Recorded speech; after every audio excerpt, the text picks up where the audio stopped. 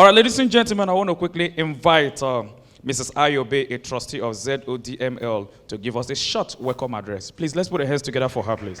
Distinguished Chair, members of the Board of Trustees and management of Zacchaeus, Onumba, Dibiaezue Memorial Libraries, invited guests, students, members of the press, ladies and gentlemen. It is my honor and pleasure to welcome you to the launch of the Zodml free online library. Let me tell you briefly about today's event. Zodml is a non-profit, educational, non-governmental organization which has its headquarters in Lagos, although it operates in different parts of Nigeria. Zodml started by providing bricks and mortar libraries with physical books, but it has long been providing free access to digital resources, information, and learning tools through which young Nigerians, particularly those attending public educational institutions at the secondary and tertiary levels, can acquire knowledge and thrive in their academic pursuits. The logical extension of these activities is the Zodml online library, which is being launched today. It is free and open to everyone, but we expect that students in particular will be able to make good use of it.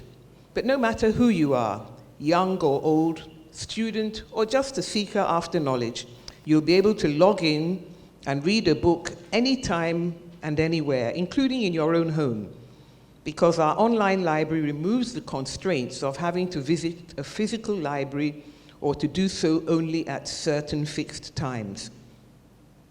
Zodml's online library has a collection of over 300,000 books and journals, and it is thus one of the largest online libraries in Nigeria that offers its users free access.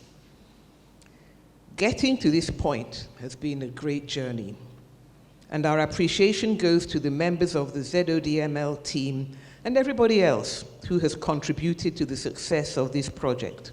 Once again, on behalf of Zodml, I welcome you to the launch of the Zacchaeus Onumba Dibiaezue Memorial Library's free online library.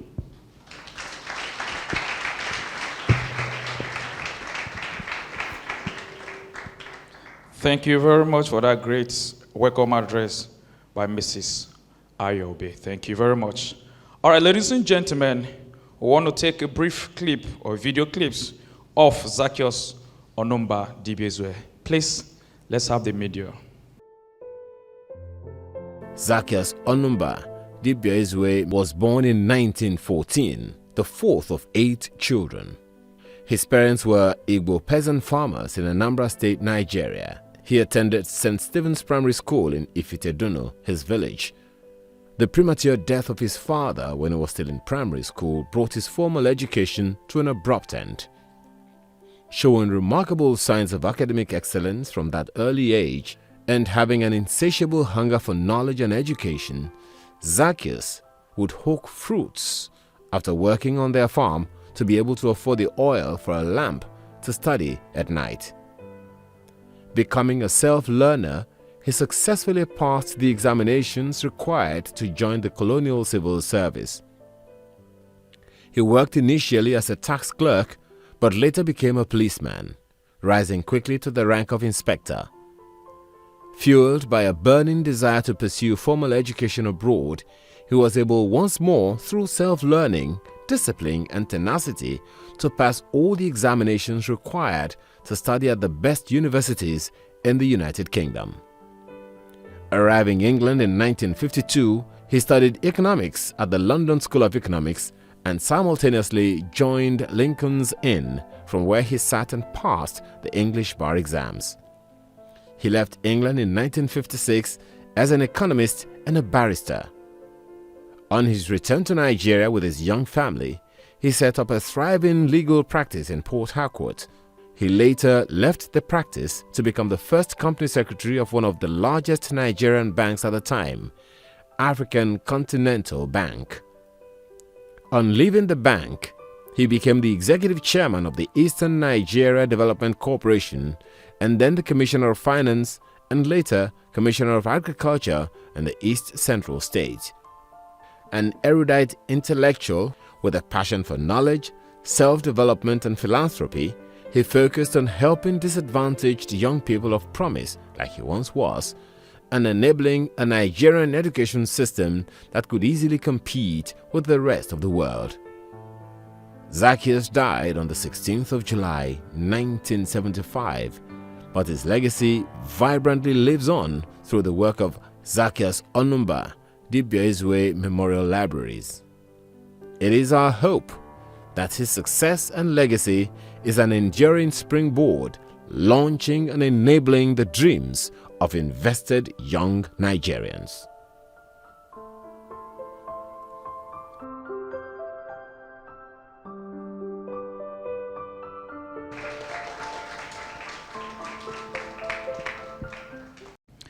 I want to bring on the chairperson for our opening remark to tell us more about Zodml. Please, let's put our hands together as I welcome Mrs. Ifoma Esiri.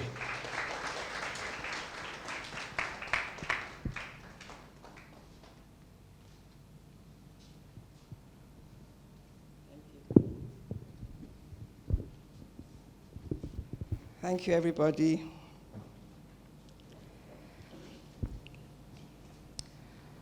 I have always felt that the best way to get a point across is to tell a story. This one is called My Father's Toes, and it is a true story. Zacchaeus Onumba Dibiaezue was my father. He was born with 6 toes on each foot.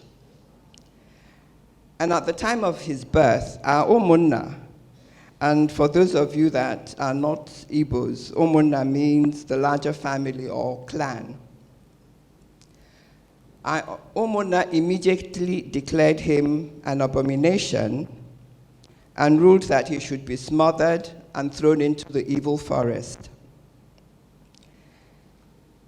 Now, my grandmother, Mbeke, resisted, and she was told that she had 2 choices. She could either give up the child, or she could leave the community.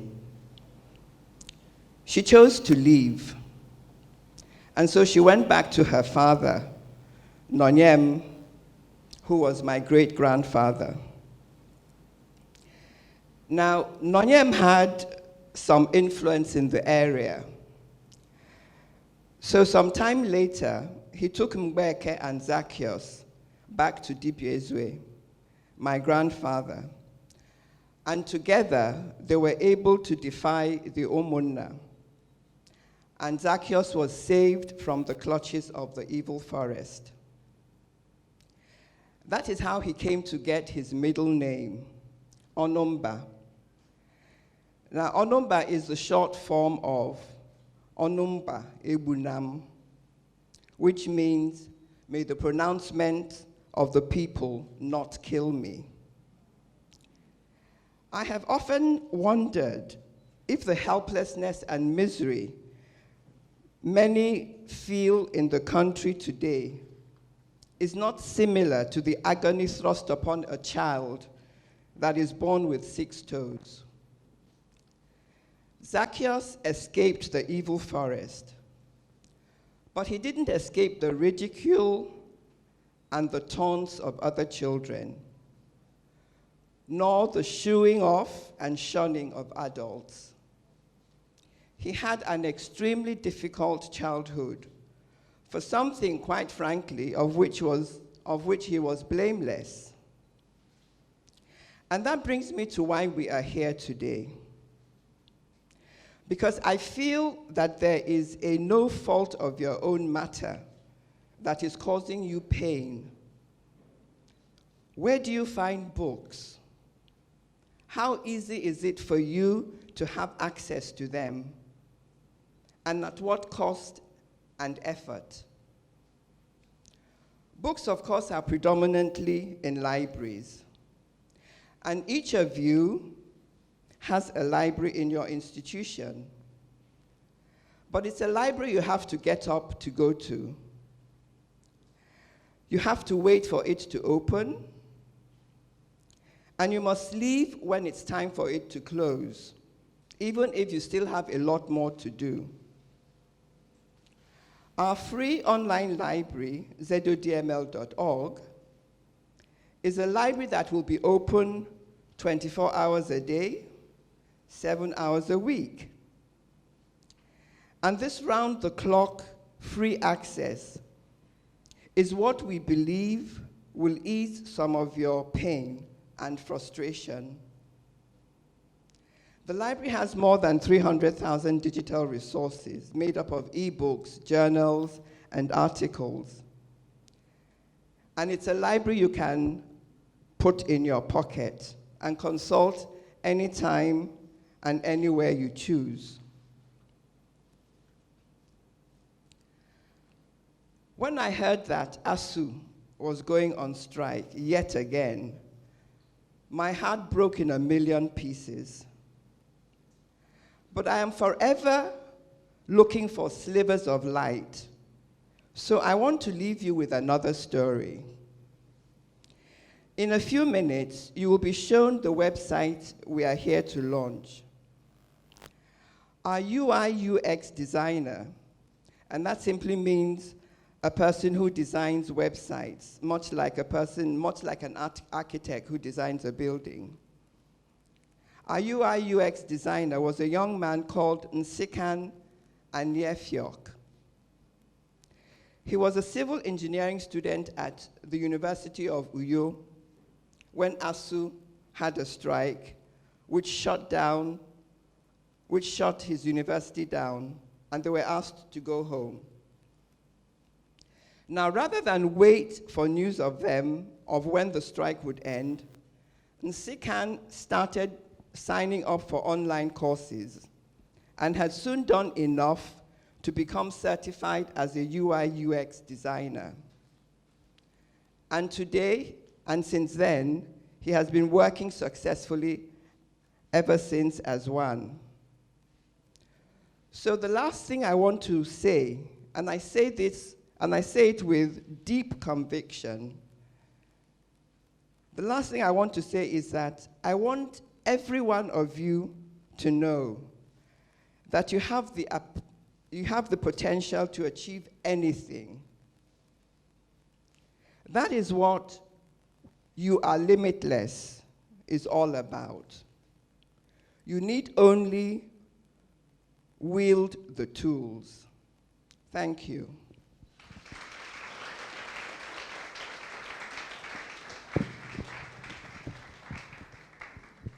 This is what you see.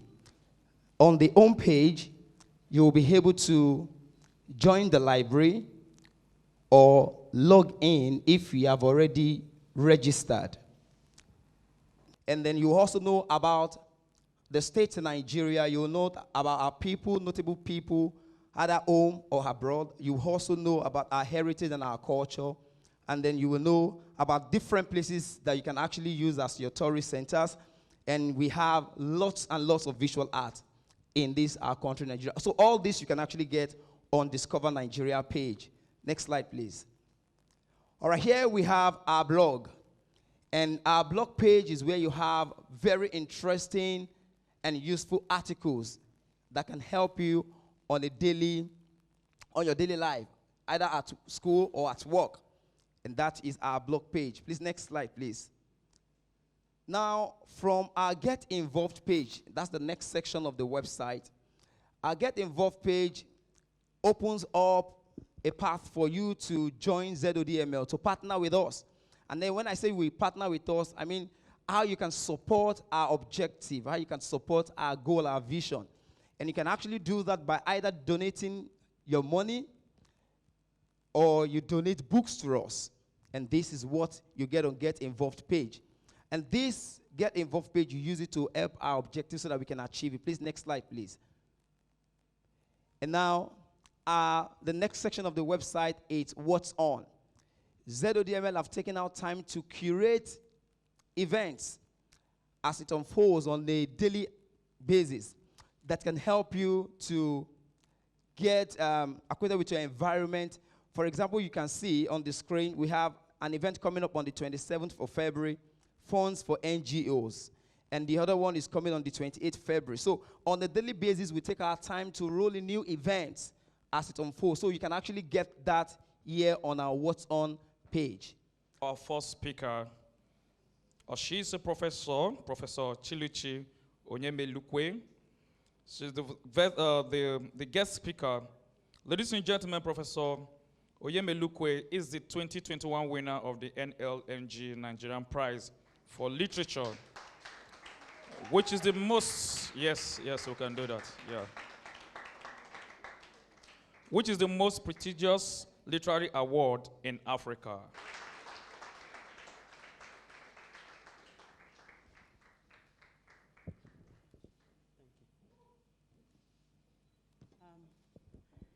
Good afternoon, everyone.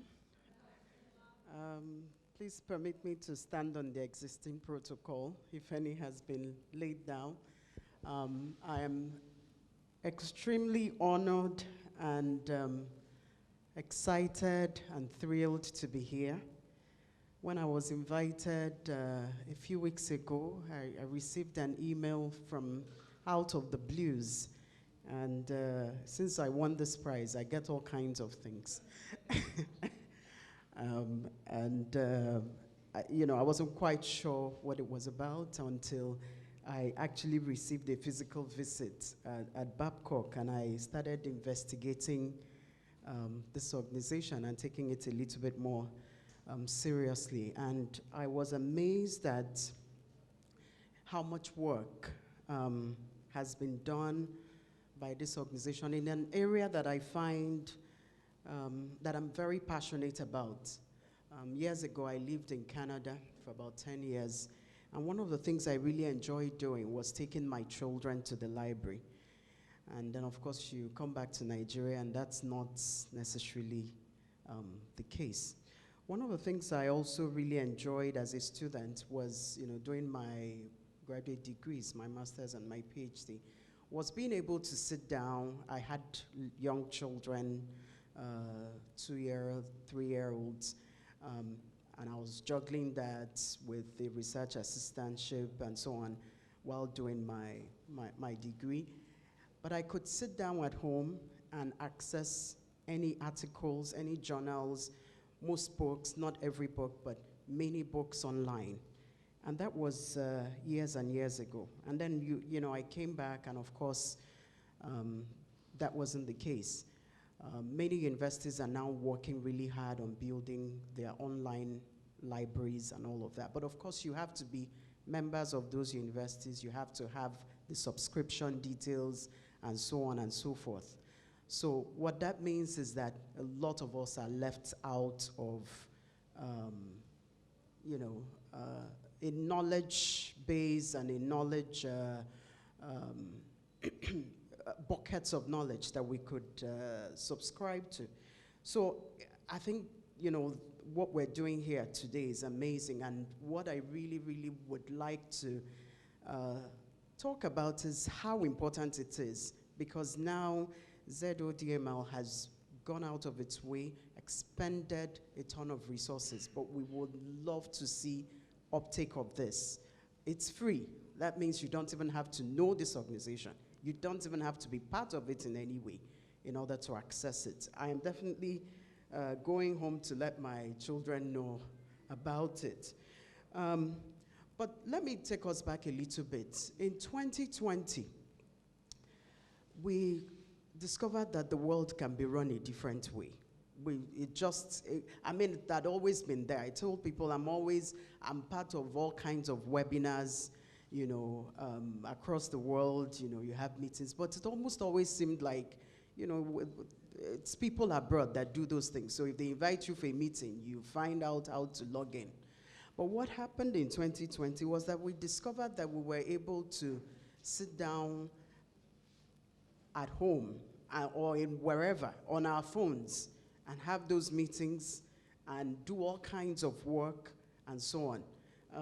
For those of us who run offices, I know how hard it has been to convince our staff to come back to work. I taught online. I teach at Babcock, and I taught my students online. And it was such a marvelous experience. And I can imagine that for young people going forward, this is part of your life. And so this direction that Zodml has moved in is, obviously a marvelous one. But it will only be marvelous and amazing and contributes in making us as big as we can be if we use it. The other thing I was going to say is that, we have all kinds of avenues to play around online now, all kinds of social media sites and all that.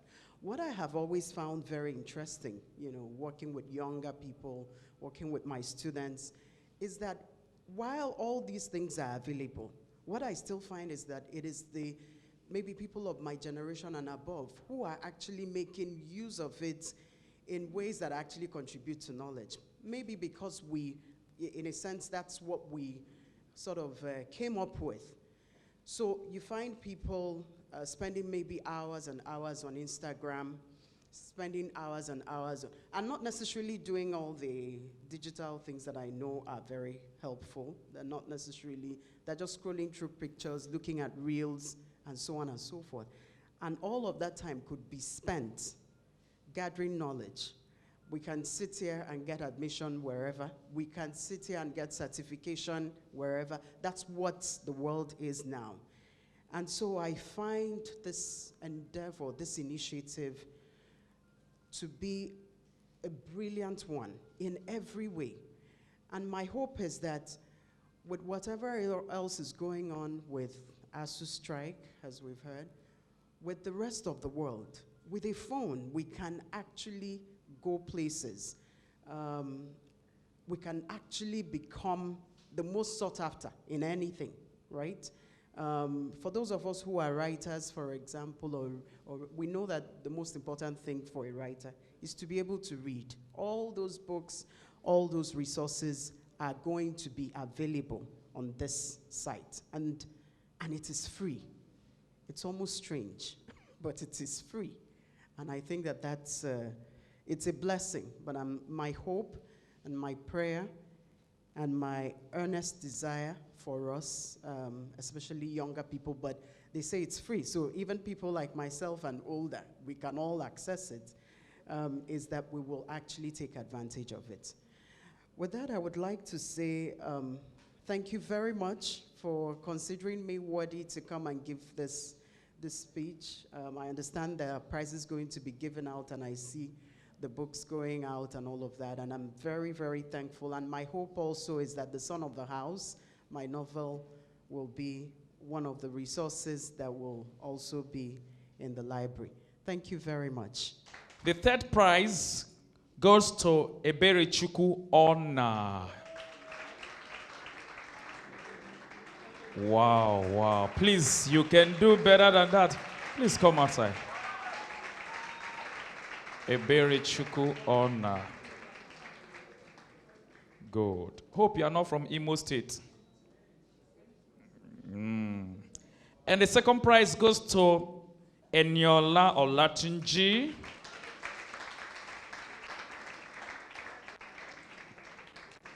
Eniola Olatunji, is she here? All right. The star boy for the challenge or the competition. That's the first prize goes to Michelle Mojisola Savage. Wow. Wow, wow, wow. Hey, thank God I graduated earlier. Yeah, the second is not around. She's the first prize. The champion. Wow, wow, wow.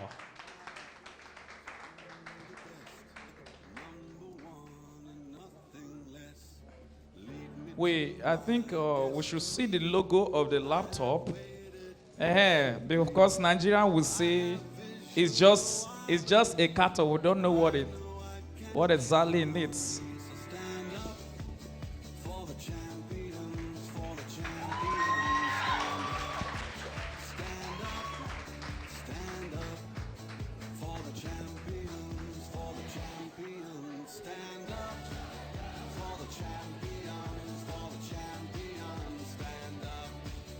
Please, let's put our hands together for her.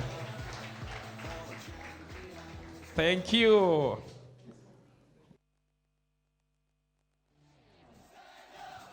Please, we also want to know their institution.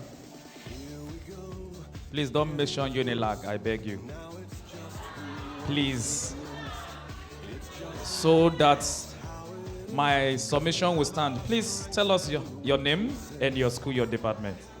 Please hold on, Unilag. I am Ona Eberechukwu, University of Nigeria and Nsukka, Department. I told you. Please put your hands together for the first, let me just allow her to say what. My name is Michelle Mojisola Savage. I'm from the University of Lagos.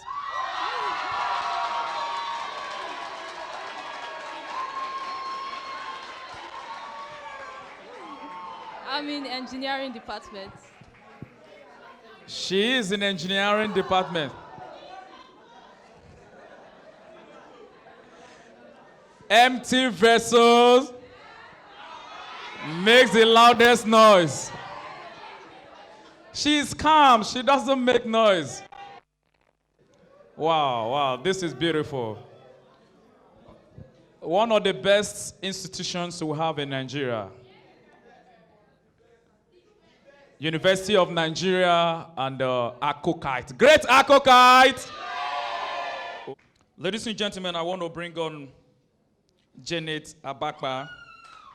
Janet will say a few words about our relationship with Zodml. Please, let's put our hands together for her.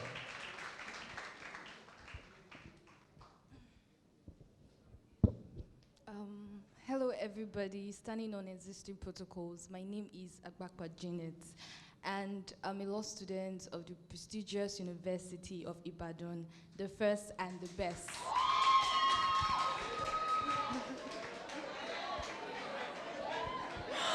Please, it's not my intention to cause commotion, but I mean, that is undisputed. Either way, I'm very happy to be here today, and I thank the Zodml team for inviting me. In fact, this library is literally a part of me. It's part of my life. Since when I was in primary school, I attended the Catch Them Young program, and we had to deliberate on a particular book, and even the author was present, and we had a fantastic time. And right from my primary school to my junior secondary school, my primary school is Eriti Primary School at Ikoyi. Then my junior secondary school, Falomo Junior High School, from Falomo Senior High School, where I was part of different activities facilitated by the library. It's been very fun, it's been educative, it's been enlightening. Also, we also attended the book review hosted by NNPC, and we won a lot of things. And we even were at Freedom Park some years ago. I think we even met this popular comedian, Ali Baba, and everything. So it was really fantastic. The library has been a part of me, and I will say for sure that I'm a product of Zodml. Well, I wouldn't have much to say, but really, the library has really made me. And aside that, even during those periods when I was in secondary school, I remember every time after school, I used to go to the library. And my mom, to a point, my mom was like saying that, what are you doing? There's no time, come to the shop, come and sell and everything. But to a point that she now knows that, oh, this guy's always at the library, let me just give her space. And that library has actually made me, I became an avid reader. Actually, I was reading different books, consulting different books at that time, and I had the passion to write a book. I wrote a book, I think A Night in a Spoku Castle, because I was into thrillers then. But unfortunately, I wrote it like it was in a manuscript, and I actually printed it out. Then I now transferred it to a flash. But unfortunately, because we're always moving from one place to another, and I lost it. So, yeah, but then...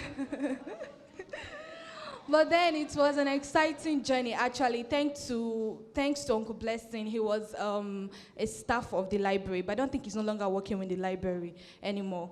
So that did not really, deter me from, my passion for reading. But I would say, to be frank, actually, ever since I went to the university, I don't frequent the library anymore, except when I'm, around during the holidays. And that has kind of, my reading has kind of dropped in a way, because I'm mostly, wallowing into law books, or one case law, the other, and all of that. But with the, establishment of this online platform, it's been a very fantastic innovation. I will give them that, because with this, everything that we need is actually at our fingertips, and we can consult any books, journals, like my case laws, and different, sources, and everything that we need is available for us. So I want to thank the library for this awesome innovation. It's been a fantastic one, and I hope that the younger generation like us would actually see this as an opportunity to further expand our knowledge. Thank you very much. Thank you, Janet. Please stand by. Ladies and gentlemen, it may interest you that Janet actually requested for some books, and Zodml actually want to present it to her right away. Please help me put your hands together as I invite the CEO of Zodml. She's no lesser person than Mrs. Ego Mbago. Please, let's put our hands together for her. Okay.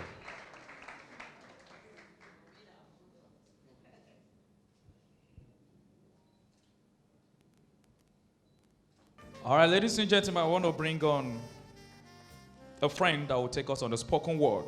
Toby Abiodun, a multiple poet slam champion, will now perform his poem, I Found It in a Book.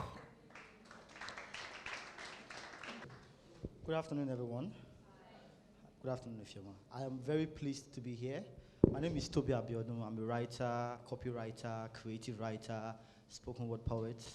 And before I go into the poem that I'm going to share today, Mrs. Ifeoma, you made mention of something about potential and about being limitless, right? So I think that's one of the things that as Nigerians, as young Nigerians, we almost do not have people telling us how limitless we are. We rely on ourselves to grow by ourselves oftentimes. We do not find the motivation to keep going and to start going and then to keep going. So I will begin like this. I need every one of us here to participate. Are we ready? Are you ready to participate with me? So I'm going to need you to speak to the person closer to you, the next person to you, right? So when I say something, you echo it back to the next person. Are you good? So I be small boy, big force. No. If you're a girl, you say I'm a small girl. Don't say I'm a small boy. Don't mistake your identity, please. I be small boy, big force. Small mouth will talk. Body small like container. Dream big like pot. I know they fear hustle. In fact, I get to. You know, get how I take dark. You know, fit cover moon. I dey see your sweat. And I get one belief. Say your hustle go pay. People go see receipt. Whether you dey inside school or they run out for streets. No shaking. I dey your side. Your future legit. Them say you not fit. Tell them make them chill. Burger. No fit tell leba. How banga soup they be.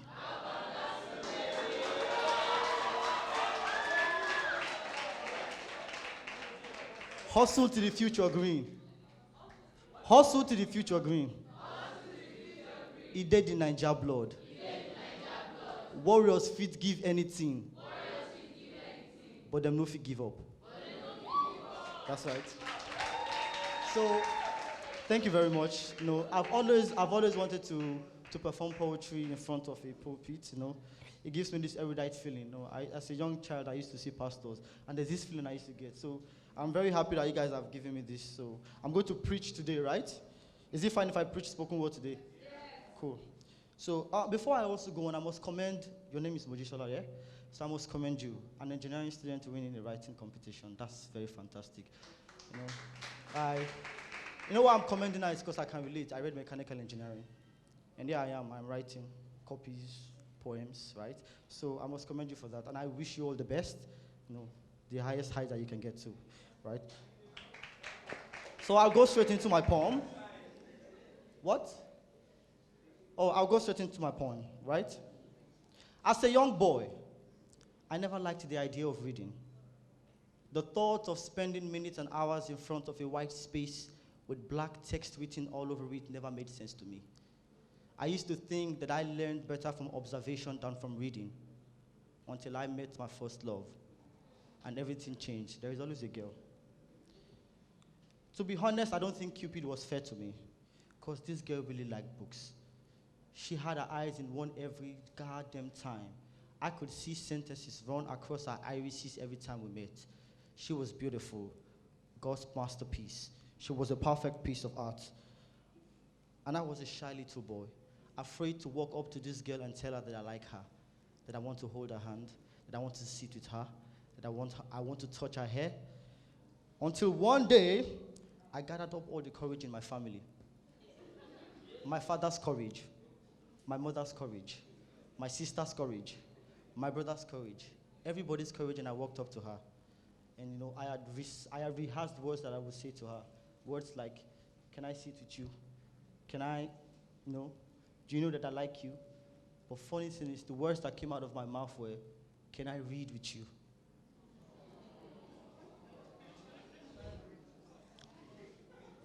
They were different, they were very different from the words that I had rehearsed. I was a cool kid, and to me, reading wasn't a thing for the cool kids. But here I was, telling a girl that I want to read with her because of love.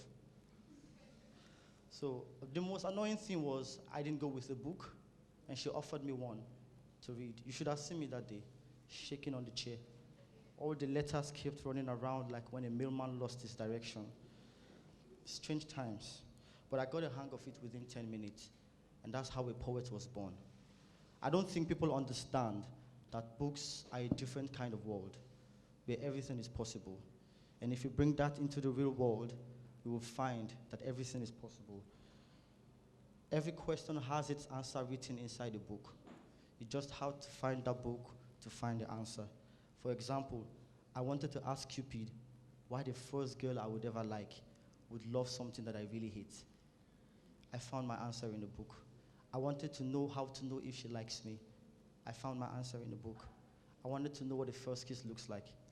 I found it in the book. I wanted to know how to not fart in public. I found it in the book. I found love. I found love in the book, and that's in the literal sense. I found who I am right now in a book. Grew my craft and online presence from reading people on Facebook. One of the greatest skills anyone can ever have is the ability to read. The ability to read a book. The ability to read moods. The ability to read a room. It's almost a superpower and a survival mechanism. I like to make a joke that I know Sabi Microsoft, though, but now words I take Excel.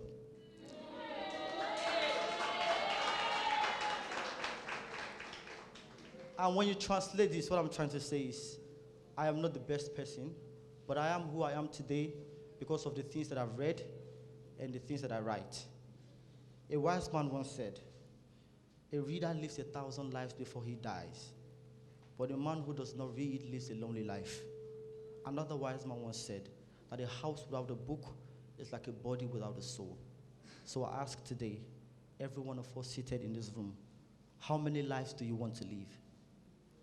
And does your body have a soul? Thank you very much. Ladies and gentlemen, help me welcome our speaker, Precious Arinze.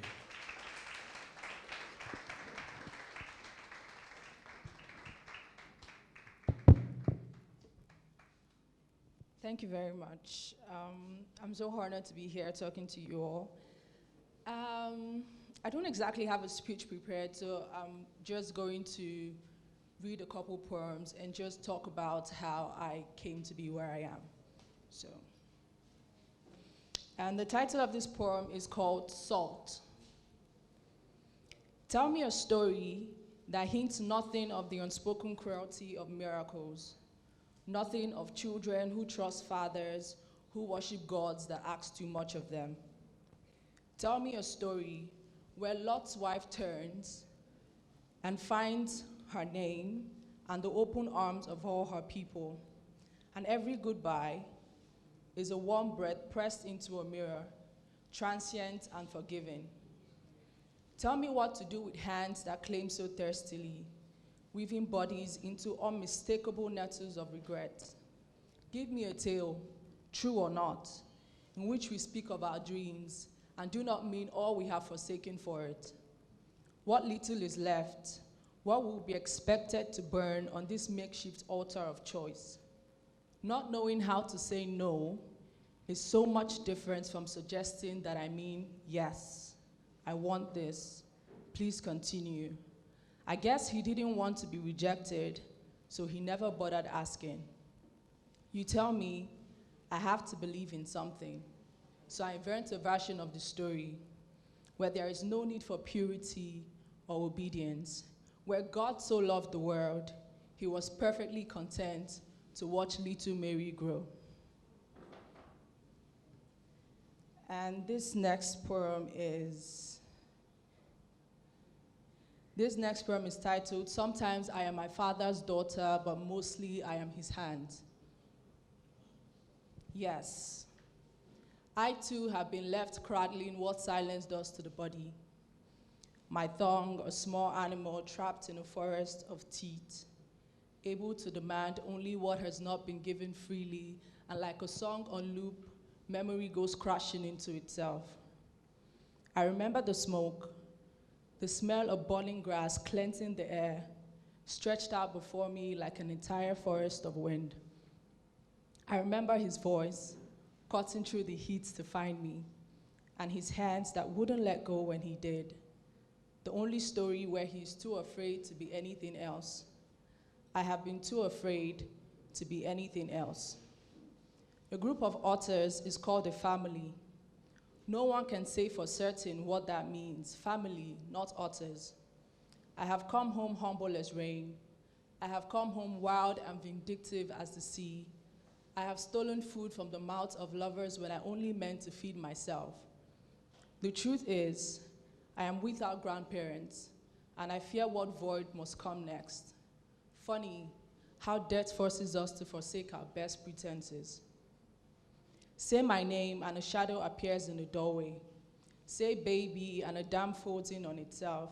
Say thanks, say thanks. Say you're sorry, even if you don't want to. In my worst dreams, I am still trapped in childhood's tomb. I wake to the noise of sand being shoveled in. The past, a stray dog that keeps returning with a new bruise. How do I admit I almost love the dog? I mean, the bruise. Or maybe the smoke. I have not known love beyond a need to punish someone else for my foolish desires. And isn't it funny how forgiveness does not erase that which it forgives? Can you hear me? I am pretending as though I could bridge this distance and you could understand. There are worse histories than this, I know. I had warm clothes and food no one had to be traded for. The truth is, my father loved to build things. My father loved to break things. I cannot remember the last time I made something with my hands. I keep trying to tell you about the fire. My father came running to find me. Thank you.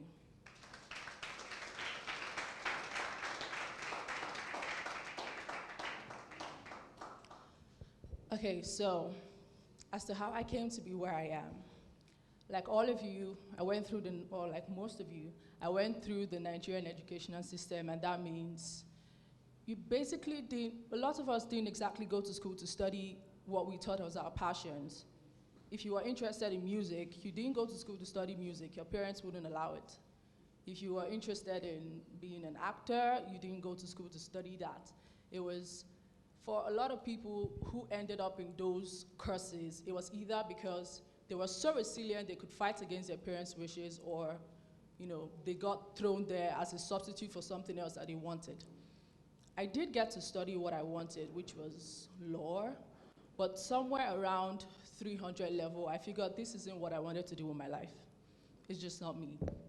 The Nigerian law system is broken, is disheartening, cases take so long to get anywhere, and lawyers are paid a paltry sum of money. And so I started to write, and that's how I got into copywriting. And I was making, some extra money while in school, and then I graduated, and I realized, you know what? I could actually make a living out of this. And that's what I've been doing for a long, long time. And I can say that as a content writer, a content marketer, I'm earning considerably above, the average Nigerian person.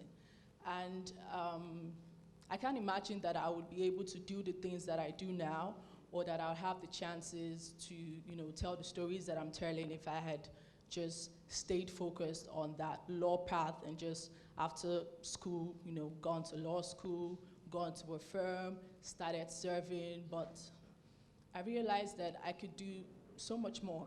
I could do something else with my time, something that I actually found rewarding to a degree. And even if you're not necessarily writing to earn money, even if you're not, necessarily writing to earn a living, you can just write because you want to tell stories. And that's actually what I also do in, my personal writing.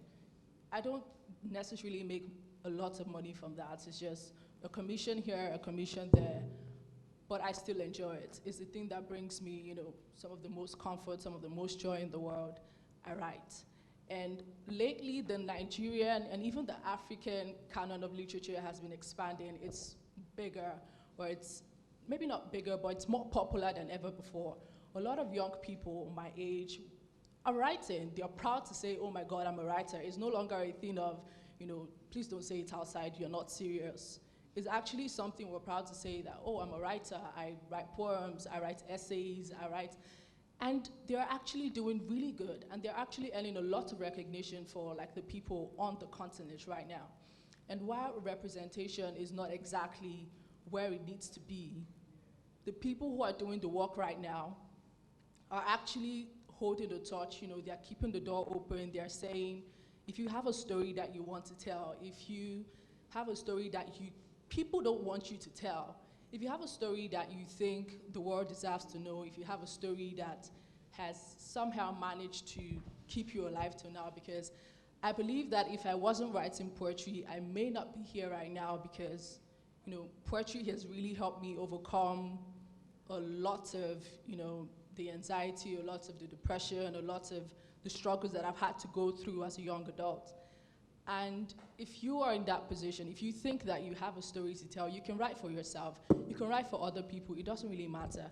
What matters is your willingness to throw your voice into the fold, your willingness to put pen to paper, your willingness to tell a story that you think someone else out there, even if it's just one person, even if it's a dozen people, it doesn't matter whether you win awards, it doesn't matter whether you don't win awards.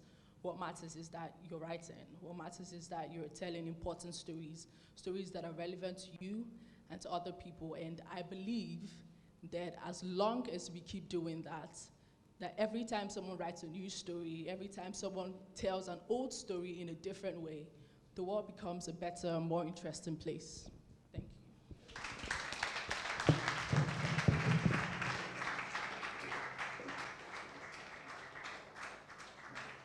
Ladies and gentlemen, for the first third prize, please help me put your hands together for Zino Bernard,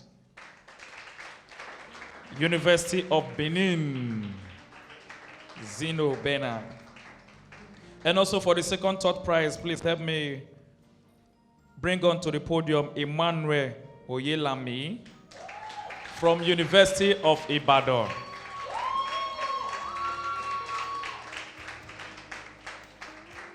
Where?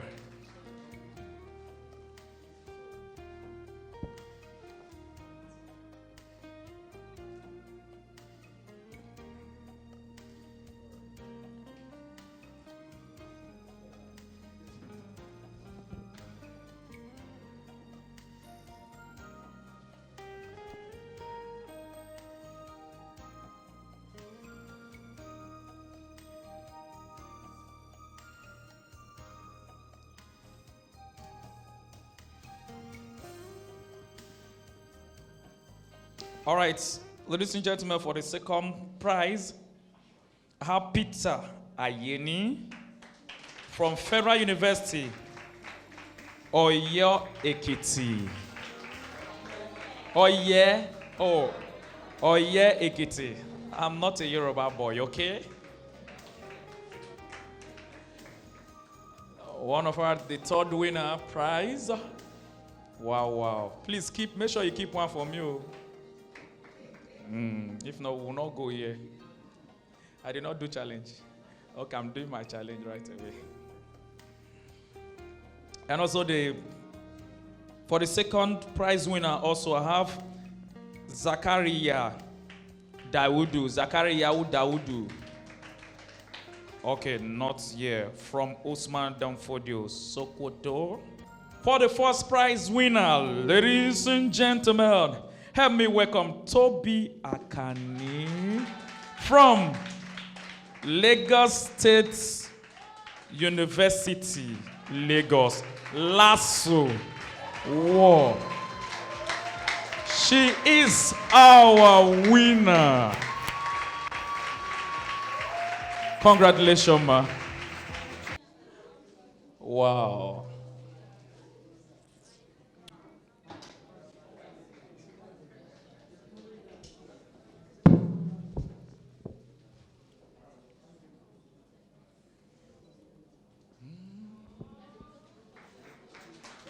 DJ, play us that champion. She deserves it, please.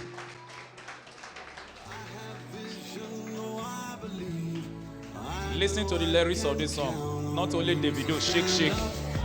Listen to this song. Please, hello. Please, can we have you stand there? The first, then second. Please, Mr. Ariza, you join them. The third, be at the middle. The third, please, then fourth. Let's have a roll-out picture.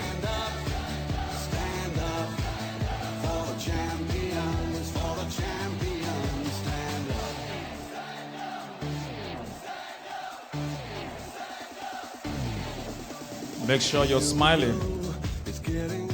Not fall. Now it's just who wants it most. It's just life, that's how it is. 'Cause we have our strengths and weaknesses. Oh, I have vision, can't you see? I'm on the move, make way for me. So stand up for the champions, for the champions. Stand up, stand up, stand up for the champions, for the champions. Stand up for the champions. Please put your hands together for them while they leave the stage.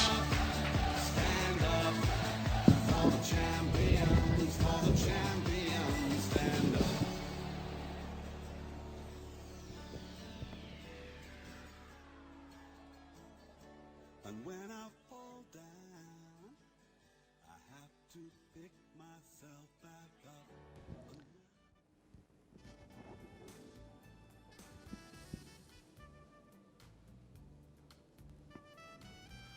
So, ladies and gentlemen, we heard so much from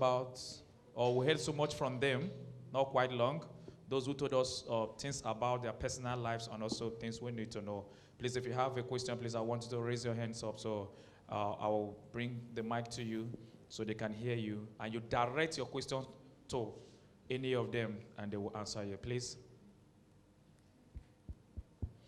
If you want to be a good writer, or want to be a professor, like somebody like me, I don't hang boots. Yes, I don't want to read book again. But if you want to be like Professor Cheluchi, please raise your hands and ask her questions. Oh, okay, all right. Please be on your feet. Your name, your institution, and also the person you are directing the question to. My name is Okebuno Marita. My institution is University of Benin. And I'm directing my question to Ms. Precious Arinze. We know as writers, once we send in our drafts to various publications, there's always like rejection emails, and I want to ask how you overcome them and how you were able to continue writing. So the key thing is remembering that when they reject, like they are rejecting the work, they are not rejecting you. They're just saying that they can't afford to, or maybe due to one reason or the other, they either maybe your writing doesn't exactly meet their publication standards right now, or it doesn't fit the team, or there's a particular thing that you're looking for that's not exactly reflecting. They're not trying to tell you that you're not a good writer. They're just saying that they can accept. I've had pieces that were rejected from, by one journal that was accepted by another. Sometimes I might not have even edited it at all in between those. It just went from one place. This person said no, doesn't mean another person will say no. You just have to keep trying. And when they give you edits, you just have to keep incorporating those edits and trying to improve your work, and eventually the acceptances will start rolling in.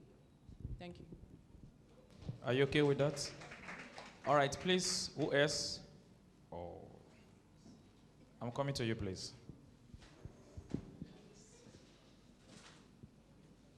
Hello, my name is Precious Chelsea Aliu. I'm a student of University of Ibadan. Okay, so I would like to direct the question to Miss Precious also. So I would like to ask, as writers, when we write, so there's a point in time where you have something called writer's block, where you just get stuck and you won't be able to continue writing. So I would like to ask, how were you able, or how do you handle writer's block anytime it happens?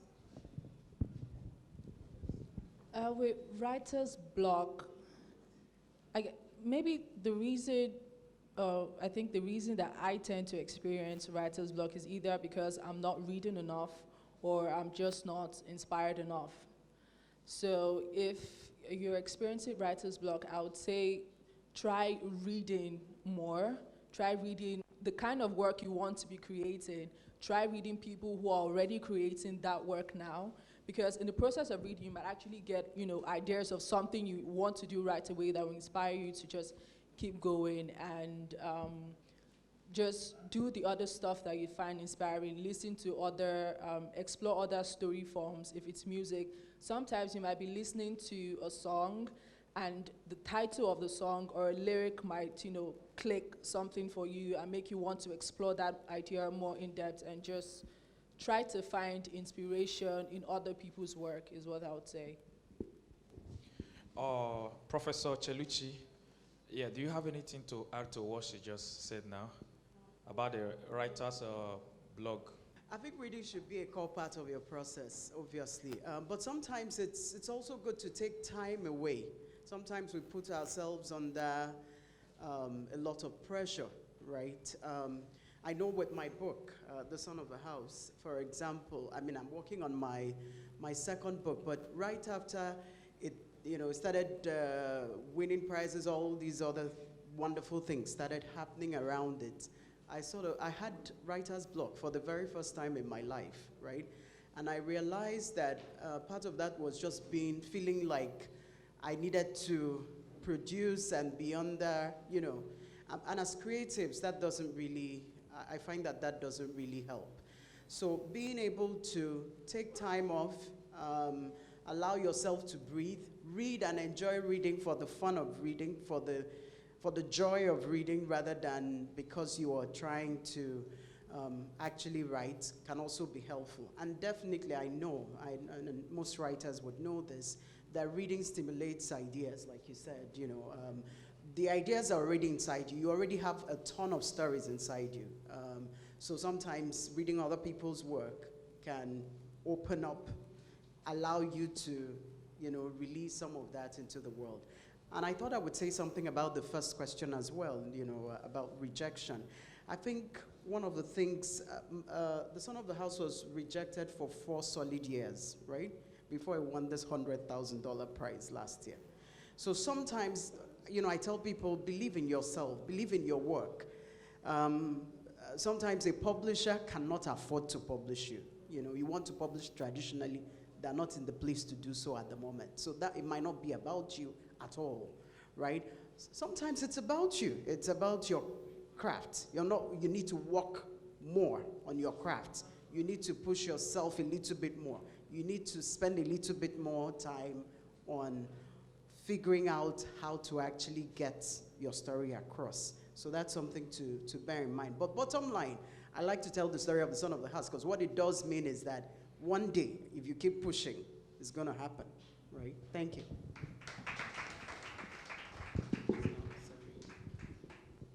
Oh, Mr. Toby, do you have anything to say? So I stand with the suggestions that you've given. I also feel like as writers, obviously, most times we hold ourselves to standards. We've created this standard of work, and we expect it to keep coming the way the first one came, right? So for someone like me, to be very honest, the last time I really wrote something concrete was in 2019. And I started writing back again in 2021, towards the end of 2021. But I didn't stop writing. I had writer's block, but I never stopped writing. So ideas come to my head, I pen them down. Ideas come to my head, I pen them down. Lines come, I pen them down. What I do later is I go back to them, and I begin to, find a way to flesh these things out. It's good. These are exercises that we often do not do. We like to have it just come at a rush, do you get? So as writers, as a writer, you should have times when an idea comes, you just put it down.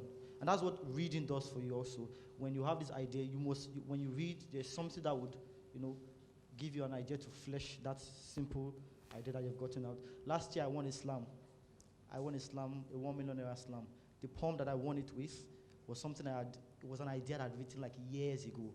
So when the slam came, all I just had to do was to find a way to flesh it, make it a complete story. And it was a really strong poem. And what it did for me was, it had taken years for that thing to build, so it gives it a lot of weight. So oftentimes, I think we should let it breathe, give it time. When it's an idea, just let it be an idea. When the time comes for you to make it a complete work, you'll go for it. Wow. I go with you, Toby. All right, okay, we will have so many hands. Yes, we'll take as much as possible before we'll call it a day. Please give them microphones so we can hear them very well. Good afternoon. Please be audible. Good afternoon. My name is from the University of Lagos. I have a question for Toby Abiodun. My question goes like this. Your profile says that you're a spoken word poet. What is the difference between a spoken word poet like you and a poet like Precious Arinze? So that's... Okay. Praise the Lord. Praise the Lord. Praise the Lord. A pastor is here. Toby thought we were in church. So, okay, so I like to tell people that there's actually no difference. Maybe just distinctions. I don't know if there's... So there's no difference because we're all writers in the first place. I cannot be a spoken word poet if I don't write in the first place, right? It's just we express what we write different ways, in a very different way. You like to have your work on the page, but I like to shout my work. I like to say my work. It's not a difference. I don't call it a difference, right? So it's the way I've chosen to express what I write. I've always been a shy guy. I grew up a shy kid. I grew up a very anxious kid. So spoken word is an avenue for me to really, to breathe, to express myself. So we do the same thing, we just say it differently, basically. No difference. Are you okay with that? The choke question, are you okay with that? All right, please, Madam, do you want to add, or Precious, do you want to add to that? Yeah, I don't think, like Toby said, I don't think that there's a difference, because when I started out writing poetry, it was because I was listening to lots of spoken word poetry, and I wanted to get into that vibe, and so I started writing it down with the thought of performing it one day.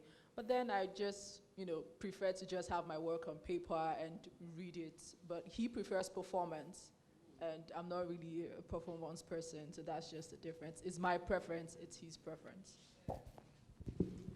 Copy that. Good. All right.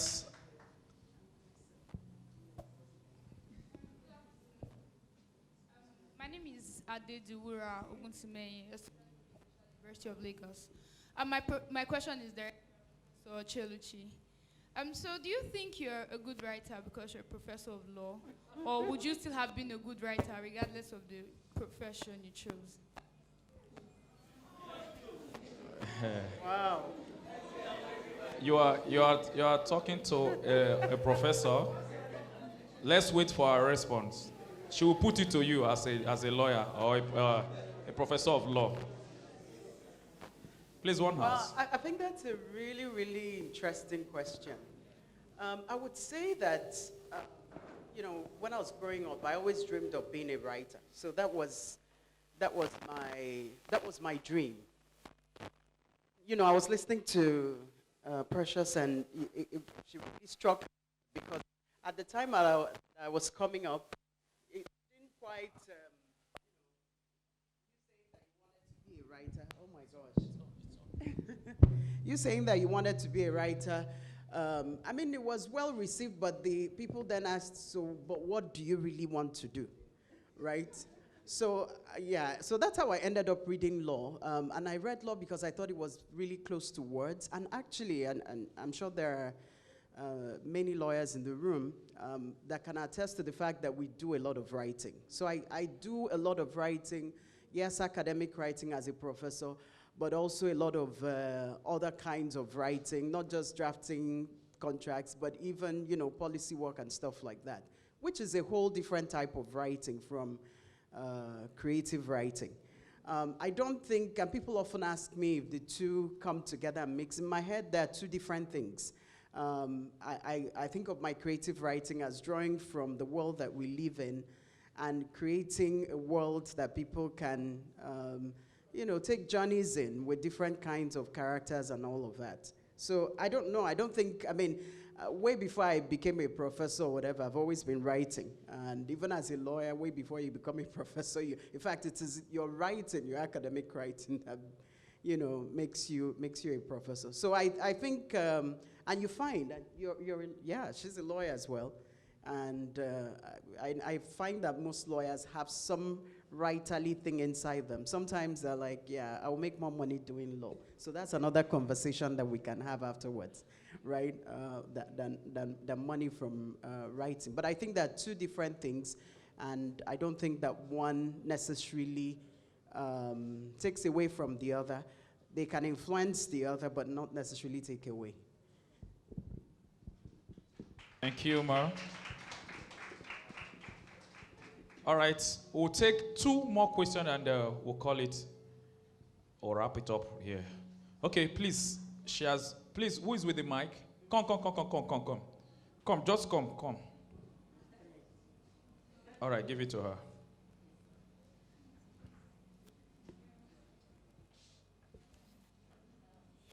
My name is Michelle Mujisalasa, University of Lagos. My question is for the professor. What advice do you have for writers of unpopular genres in Nigeria? Like, I write crime, misery, and thrillers, and they are not really like popular genres in Nigeria. And I feel like, one, I do not have like pioneers to look up to, because anytime I want to read like crime novels or so, I read foreign ones, and trying to like relate them to Nigerian stuffs are not really like easy. And number two is that I feel like publishers do not really want to, like, because anytime I see publishers in Nigeria do not really want crimes and all this stuff. So what advice?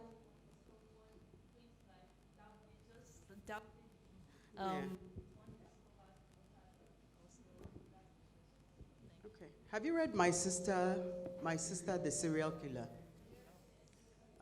There's also The Light Seekers by Femi Kayode, right, which came out last year. So more and more, I'm just using those examples to say more and more, and they're doing very well. Actually, they do better than literary fiction. That's why literary fiction gets a lot of rejections, because not very many people want to read literary fiction as a pastime, right? We came from that tradition of the Achebes, the Shorinkas, and so on, and that has really influenced the canon. But I see young people more and more going into these uncharted territories, including romance and all of that, and they're doing quite well. So what I would say is, whatever it is that you would like to read, put it out in the world. It might take a little bit of time to take off, but it will take off. My Sister the Serial Killer is a bestseller, an international bestseller for that matter, right? So keep pushing, and also understand that, you're not, thank God for the internet and everything. You're not limited to Nigeria. There are lots of people looking. I tell people, from what I hear now, many publishing houses abroad want at least one Nigerian writer. So imagine that you are the one writing some brilliant, fast-paced thriller out there. Even I would buy it. And certainly, many young people, the people that read Wimpy Kid and all the rest of them, would definitely buy that. So keep pushing in that direction if that's your calling, right? Thank you. All right, ladies and gentlemen, at this juncture, we're going to wrap up this session. Please put your hands together for them while they go to their seats. All right, I want to take the vote of thanks from Dr. Arinze Agbim, a trustee of Zodml. We give a vote of thanks. Please, let's put our hands together for him, sir.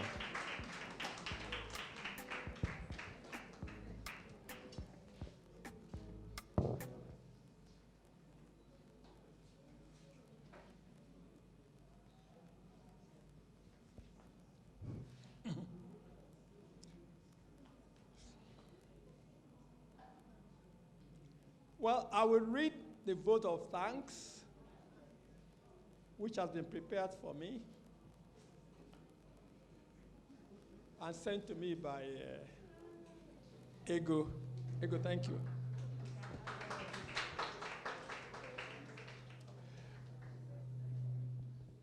But before I read it, I must say that I have thoroughly enjoyed this outing, and I am thrilled by the talent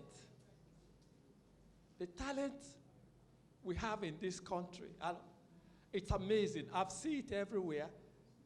The young people in every sphere of life, and a lot of talent. I've seen some of it today, and it's fantastic, and it's really great. And I hope that the other things that are dragging us back in this country, the governance and all these other issues, we get down and allow this talent that we have, the energy and the talent we have in Nigeria among the youth. It's fantastic. You don't see it in too many places, honestly. In spite of all the issues and all the problems, our people have talent, they have drive, they have energy. And I really wish and hope that we find a way to overcome all these obstacles. The chairman of Zacchaeus Onumba Dibiaezue Memorial Libraries, the board of trustees, invited guests, ladies and gentlemen, it's a great privilege to be here this afternoon to deliver the closing remarks on this auspicious occasion. On behalf of management of Zodml and the entire team, I want to express my profound gratitude to all, including the speakers and students, for attending this launch of our online library. We begin by thanking Professor Cheluchi Onyemelukwe. Prof, thank you very much indeed. I always thought I would end up a prof, but unfortunately I didn't. And it's too late now.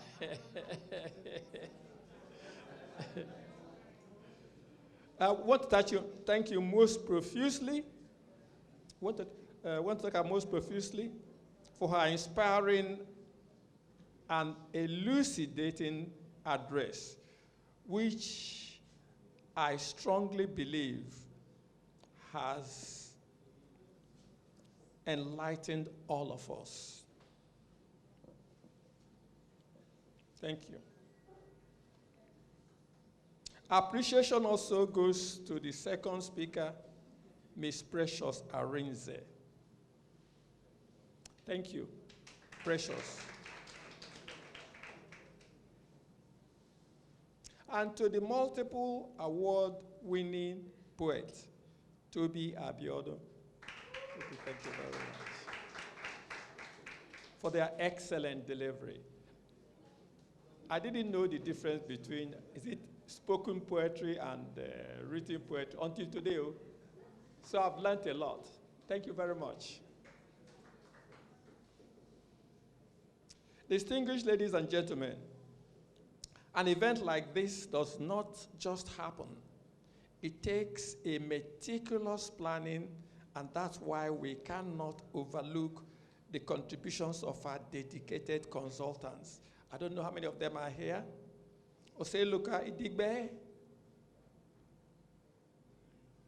Mr. Philip Okafo, Mr. Etuk Udo, Mr. Olarenwaju Mayudin, Caroline Wabara, FutureSoft, Redrick PR, and others. We thank you, whether you are here or not. And there are many others we have not mentioned. The Students' Union governments, departmental presidents, and all the students present here this afternoon, we say thank you for honoring our invitation. I actually have very much enjoyed having the students. And Janet was fantastic because you have been with us for so long. I didn't know that. I've been with Zodml for long too, but what do you call your speech? What you said was very, very, very, very encouraging.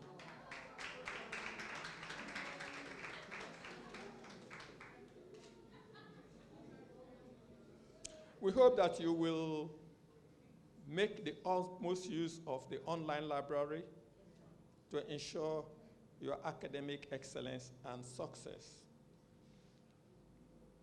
We thank you for being with us this afternoon and wish you all a pleasant journey back to your various destinations.